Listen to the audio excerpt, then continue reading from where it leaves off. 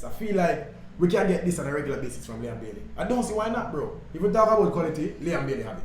If we talk about build for the moment, I feel like Liam Bailey have it. You know, he scores against Bayern Munich. If this man is not in the national team, then I don't know how I'm gonna react, but I'm gonna react in some sort of way, bro. For sure, bro.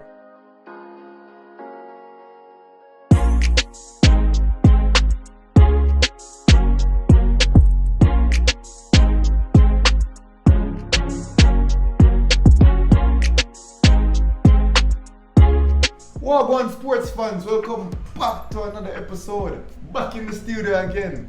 I'm your host Shamar. I'm Rush. And this is This or That Sports TV, the place you guys come to get the best, most interesting and riveting sports topics, discussions and debates on the internet. Yes, people, but before we get into today's video, don't forget to like this one.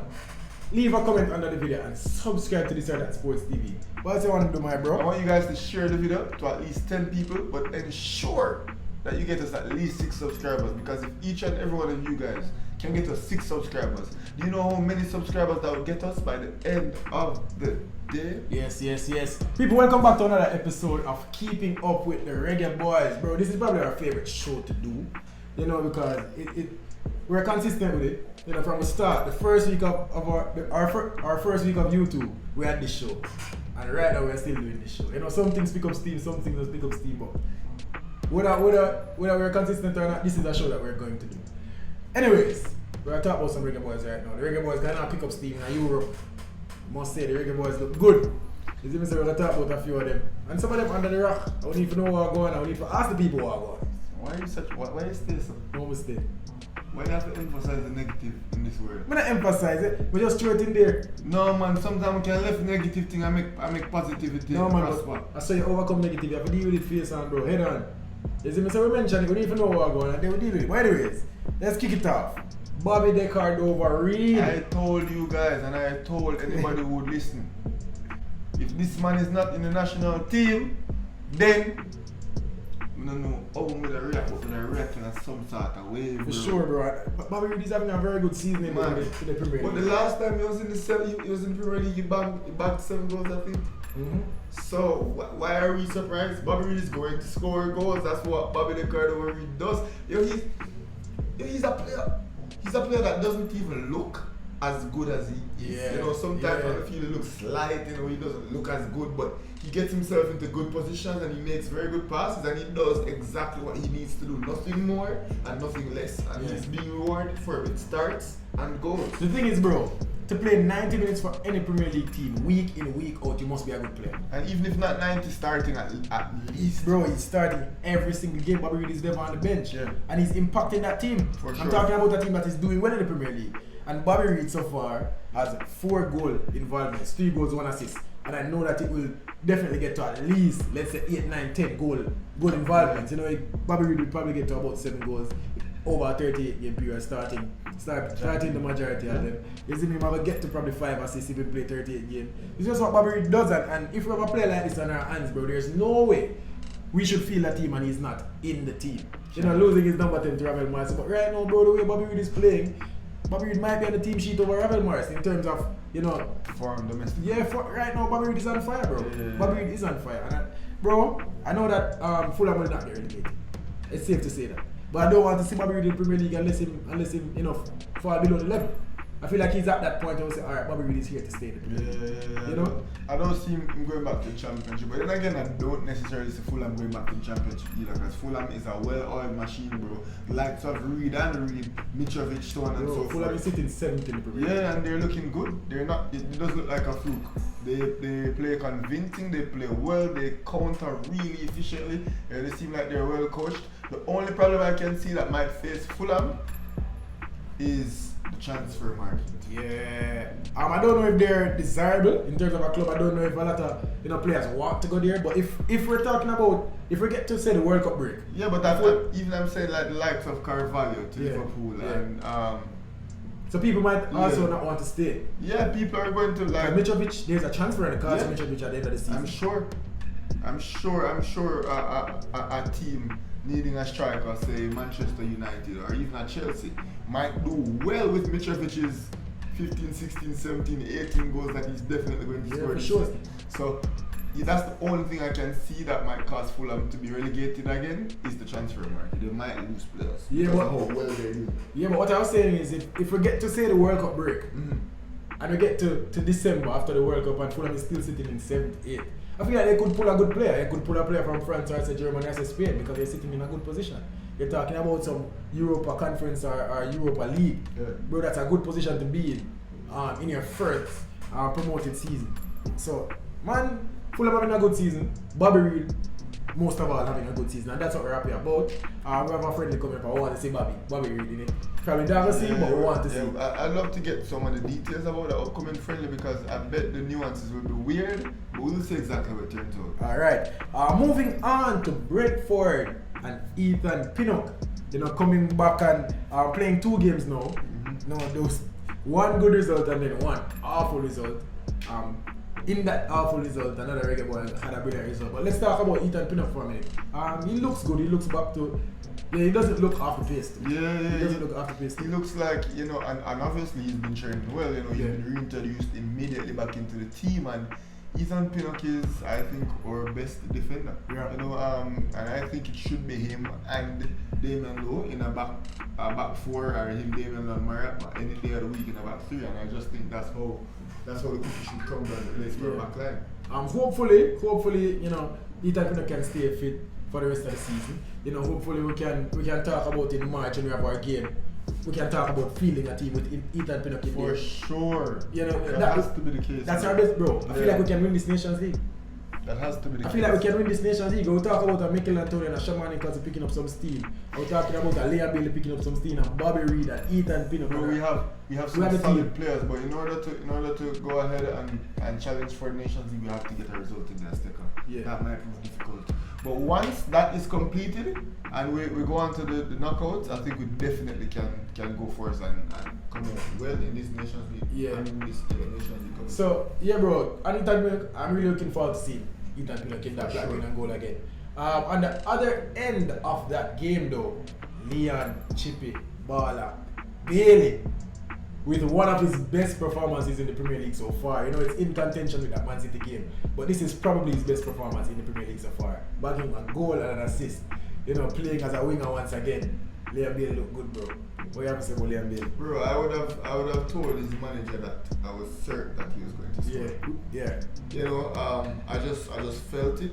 Obviously considering that Liam Bailey is a winger, and I knew that the sacking of Steven Gerrard would probably result in a change of formation immediately right off the bat. That would give him more time to play on the flanks. And you saw how he created his opportunities. You saw how he got his first assist.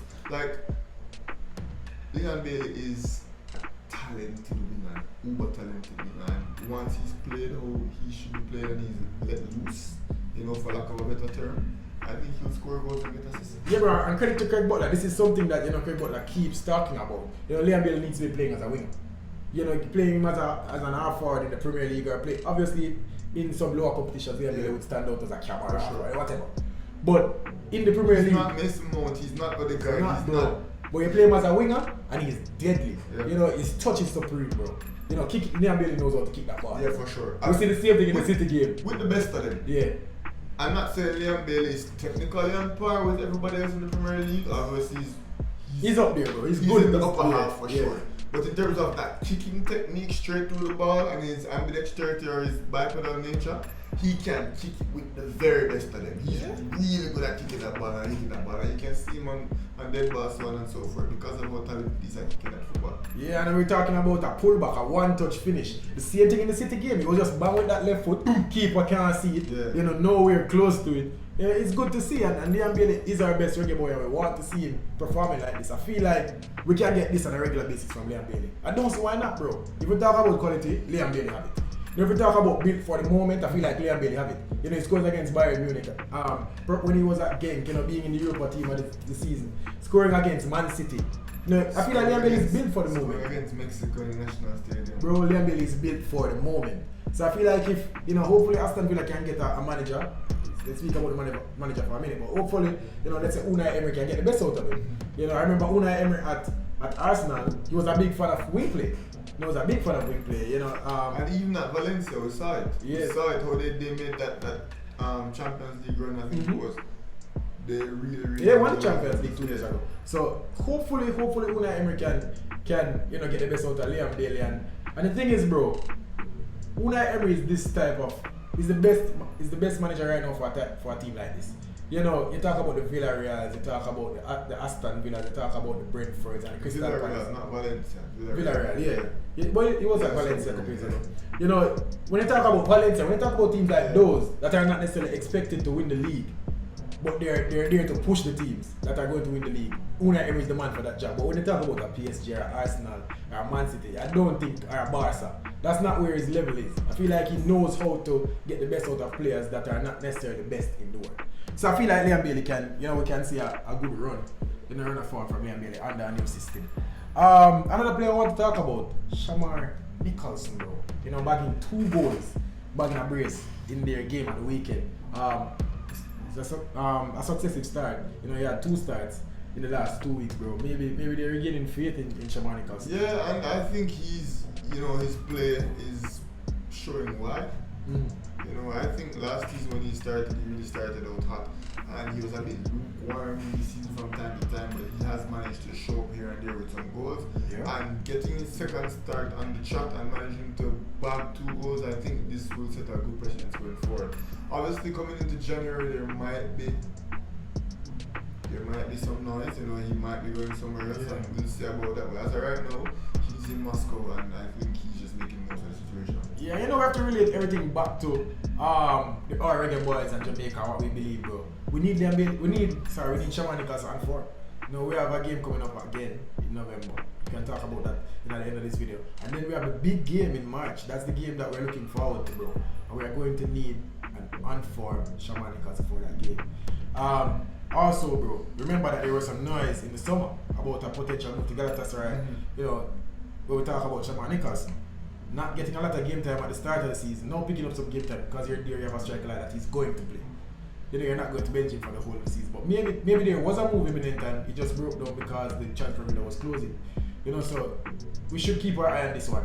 We really should keep our eye on this one. And Shamar Nicholson is a really good player, bro. One of the best Jamaican players right now. It's kind of looking like, you remember we said that when he made that move to Russia, we were saying, yo, I feel like that move should have been to England or to Spain or to Germany.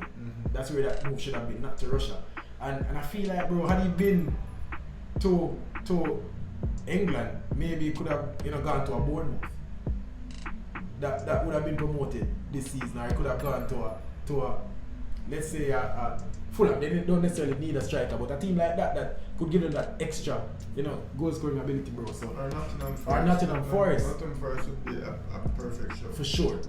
Or Newcastle before they had all their acquisitions, bro. So, I feel like that could have been a better move for him. But Shamar Nicholson is a talent, and hopefully, he can build on this brace.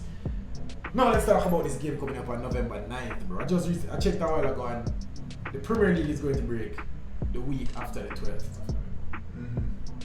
So let's just say we won't have our Reggae Boyz. That's playing it. We'll have our Reggae Boyz, but We won't have the boys playing. Well, and as I said, I'm happy that they get fixtures when they can get fixtures. Cameroon wanted a fixture to see them after the World Cup, and Cameroon went ahead and organized it. And whoever we can field the field. Yeah. I think the MLS Cup should be done by then. So hopefully we can send some of our North American players. Yeah.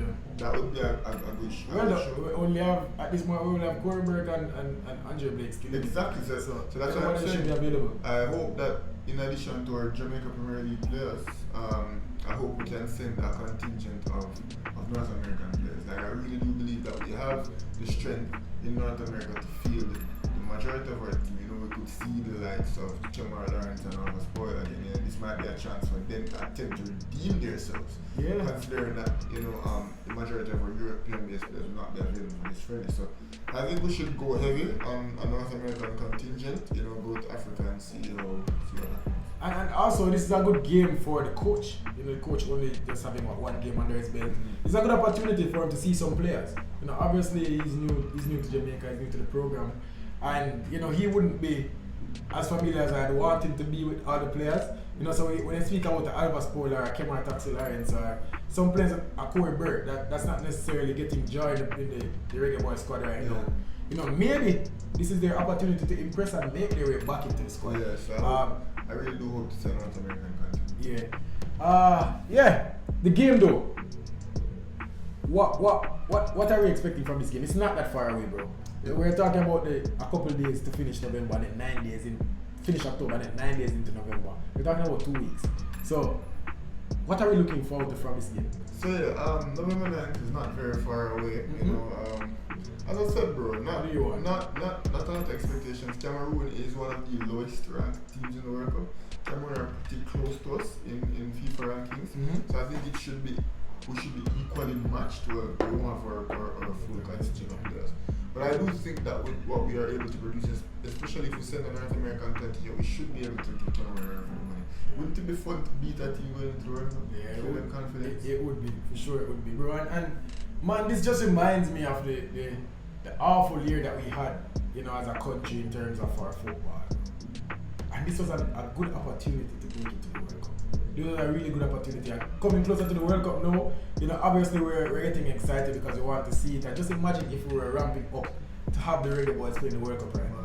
No, that Leon Bailey goal would have meant so much more. Exactly. You know, everything would have been so much more. You know, the content that we are producing right now. Right now, I'm sure we'll be talking about the Reggae Boyz and the World Cup right now. Right. You know, it's 26. Oh, it hurts. We bring Connors Boys Clark as a third string. Bro, it hurts, bro. It hurts. You know, the reincarnation of Donovan Ricketts at the 98 World Cup. You know, we fluffed our lines. We captain Leon Bailey in the World Cup. We fluffed our lines. We really didn't take advantage of that chance, and this is really the last hardest chance. You know, the next World Cup we're going. The Congo will have about 6 spots or something like that. It would be easier to make it.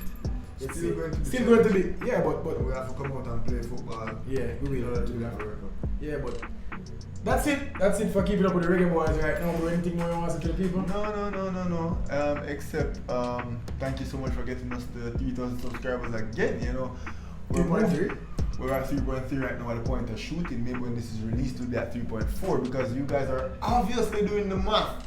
So for all the people who are doing the math, big ups to you guys. But for all the people who are not doing the math, just 6 people. Just 6. Do you know how many subscribers that get us by the end of the day? And I like people. Don't forget though to like this video. Leave a comment under the video and please talk to them and make you know say, yo, this is our favorite show on YouTube. Because we see the people on the street and that them I say. And the thing is, you know, I've been seeing some comments, you know, the good, the bad and the different. Keep them coming, you know. If you look in the comment section, sometimes if you cross me, I will respond. Yeah. I promise you, Joe Margram from this that sports. I might respond on my personal page. I might respond on the channel's page. But I will respond. So if you want to get in an altercation or interaction with the comment section, just try it. Yeah. In fact, we might do a comments video soon. Yeah. We will address some of the comments in the because you guys have been wild over the last, let's say, month. Where the comments have been wild. But yeah, that's what comment growth. So we like it. People, don't forget to share the video as him said. Like the video, comment, subscribe. You know the vibes. For now, this was Inside That Sports TV. And we're out. Yes, sir.